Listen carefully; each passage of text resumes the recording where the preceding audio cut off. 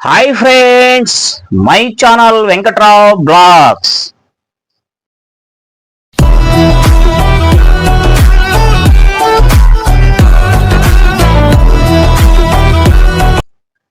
Friends, ఇప్పటి వరకు plastic and ఫ్యాన్సీలో చాలా మంది తోపుడు బళ్ళ మీద వ్యాపారం చేయడానికి ఇష్టపడ్డారు. కొంతమంది సైకిల్ మీద చేసుకోవడానికి కొంతమంది ఇష్టపడ్డారు. కొంతమంది షాపులు పెట్టుకొని షాపులు రెంట్కు తీసుకొని కొద్దో గొప్ప ఉన్నదంటో సరుకు పెట్టుకొని మీరు వ్యాపారం చేస్తున్నారు ప్లాస్టిక్ అండ్ ఫ్యాన్సీని. మరి ఫ్రెండ్స్, కొంతమంది ఏంటంటే టీవీఎస్ ఎక్సెల్ హెవీ డ్యూటీ అంటే టూ వీలర్ 2Tతో ఉండే బండి కానీ ఇప్పుడు కొత్తగా వచ్చిన 4 స్టోక్ బండి కానీ ఏదైనా సరే టీవీఎస్ ఎక్సెల్ మీద చేయాలంటే బండి ఉండాలి, బండి మంచి కండిషన్లో ఉండాలి. మరి అది పాతదైనా పర్వాలేదు, లేదు మా దగ్గర కొంచెం బడ్జెట్ ఉంది పర్వాలేదు అనుకుంటే కొత్త బండి అయినా పర్వాలేదు. ఫ్రెండ్స్, మరి ఈ టీవీఎస్ ఎక్సెల్ హెవీ డ్యూటీ బండి మీద కానీ మీరు వర్క్ చేయాలి అనుకుంటే ఏ వర్క్ అయినా చేసుకోవచ్చు. అంటే వ్యాపారాన్ని మీరు కూరగాయల కాడి నుంచి, మసాలా దినుసులు చిన్న కిరాణా కొట్టు కాడి నుంచి, పళ్ళు కానీ ఏయన్నా మీరు దాని మీద వ్యాపారాలు టీవీఎస్ ఎక్సెల్ మీద వ్యాపారాలు చేసే మాత్రమే చెప్పగలుగుతున్నాను. ఆల్రెడీ మీకు తెలిసే, మీరు ఆల్రెడీ చూసే ఉంటారు. అయినా సరే మన ప్లాస్టిక్ అండ్ ఫ్యాన్సీ వ్యాపారం ఎలా చేయాలి, మరి ప్లాస్టిక్ అండ్ ఫ్యాన్సీ వ్యాపారం ఎలా చేయాలని ఎలా తెలుస్తుంది? మరి ఏంటి, ఈ టీవీఎస్ ఎక్సెల్ మీద అంటే బ్యాక్ సైడ్ క్యారేజ్ ఉండే బండి, అంటే సింగిల్ సీట్తో వచ్చేది, మొత్తం ఒకటే సీట్తో వచ్చే బళ్ళు, అంటే వాటికి వెనకాల క్యారేజ్ స్టాండ్ అనేది ఉండదు కాబట్టి క్యారేజ్ ఉన్న స్టాండే తీసుకోండి. మరి ఆ క్యారేజ్ ఉన్న స్టాండ్ మీద మీకు ఆల్రెడీ వాటికి హోల్స్ ఉంటాయి, ఫ్రంట్ కానీ బ్యాక్ కానీ. అంటే ఆ సీట్కి, ఆ బ్యాక్ క్యారేజర్కి కన్నాలు ఉంటాయి. ఒకవేళ కన్నాలు లేకపోతే ఆ కన్నాలు కూడా మీరు డ్రిల్లింగ్ మిషన్తో బయట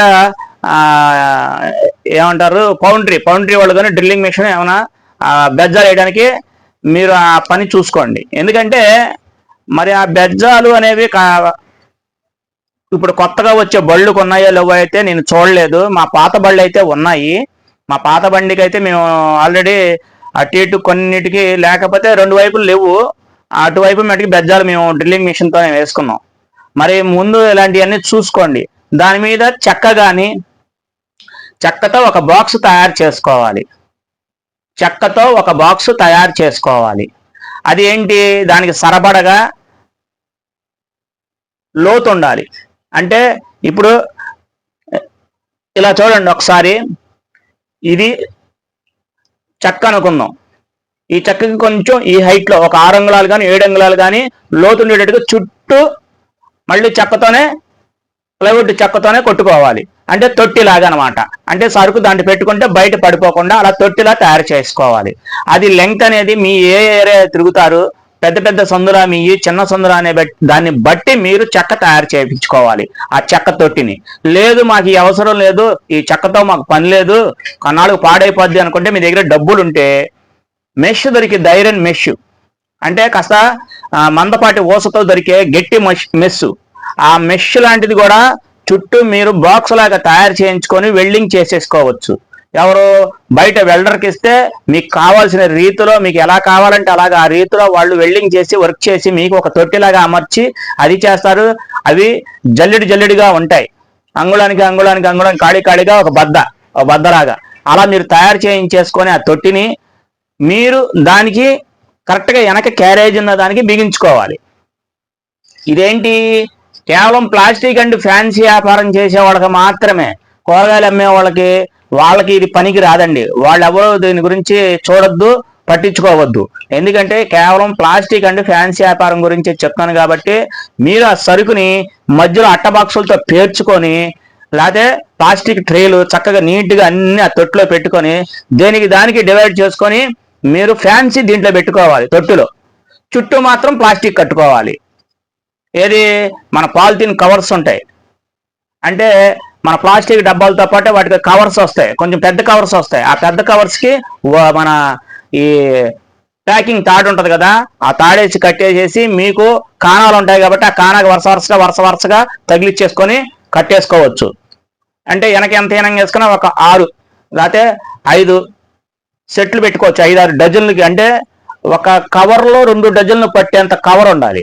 అలాంటి కవర్లో ఒక 5 కట్టుకోవచ్చు వెనకాల. మరి ఫ్రంట్ ఏమో ఆ తొట్టులో ఏమో ఫ్యాన్సీ, చుట్టూ ప్లాస్టిక్. అర్థమవుతుందా ఫ్రెండ్స్? ఇటువైపు ప్లాస్టిక్ సంచులతో కట్టేసుకోవాలి.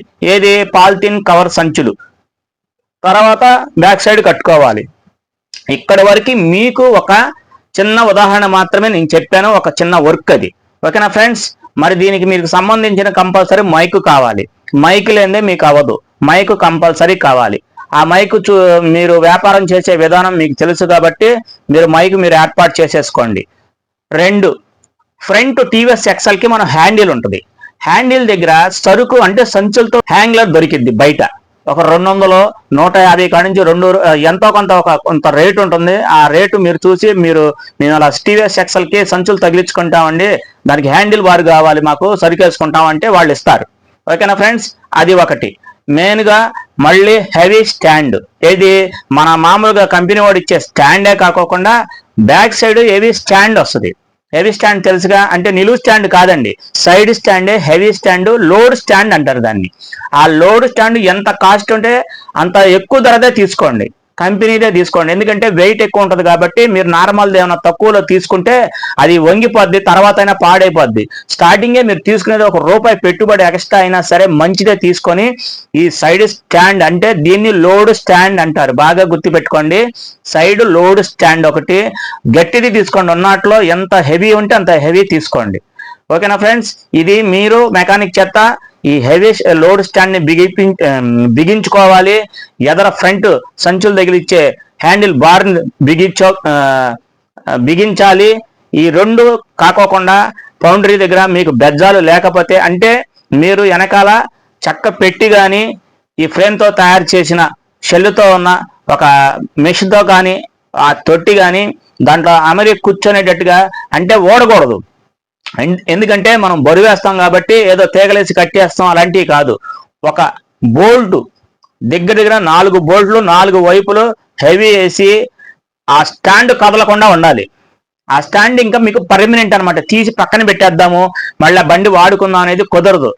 మీరు ఏదైనా టీవీఎస్ ఎక్సెల్ బండి ఉంటే కేవలం మీరు వ్యాపారం చేసే దానికి మాత్రమే ఉపయోగపడిద్ది, విడిగా మనం పర్సనల్గా వాడుకోవడానికి ఉపయోగపడదు, కేవలం వ్యాపారానికి మాత్రమే. ఆ వ్యాపారానికి ఆ బండి వదిలేయాలి. మీకు ఏమైనా పర్సనల్ ఉంటే ఇంకా బండి కొనుక్కోవడమే తప్ప మీరు వ్యాపారం చేసడానికి పర్సనల్గా ఆ బండి వదిలేయాలి. ఎందుకంటే ఇప్పుడు నేను చేసే పరిస్థితి కూడా అదే. నాకు సపరేట్గా ఒక సైకిల్ ఉంది కాబట్టి సైకిల్ మీద, లేదంటే నా చిన్న పనులు, లేదంటే బస్సు మీద వెళ్ళి సరుకు తెచ్చేసుకుంటా.